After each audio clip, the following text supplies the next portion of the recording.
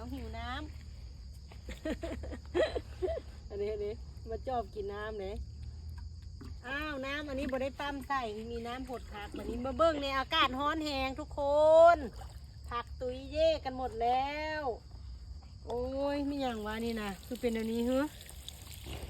โอ้คือเป็นเดี๋ยวนี้วะตุยหมดเลยคุณน่ะโอ้ยเสียใจจุงเบย มาวันนี้ผักตุยหมดแล้วโอ้ยมันฮ้อนโพดบ่ไหว อุ้ยมันกินน้ ตายแล้ว ำโอ้ยเป็นเจ้าเหมียวกินมานี่ค่ะ เสียใจอ่ะตุยหมดเลยแต่ละเดี๋ยวขอเบิ่งผักซะก่อนนะจ๊ะเพราะว่ามามื้อนี้ผักเหี่ยวแห้งตุยหมดเลยฮ้อนแหงบ๊ายบาย บ๊ายบาย เห็นอยู่บ่ผักเหี่ยวนะ เห็น อืม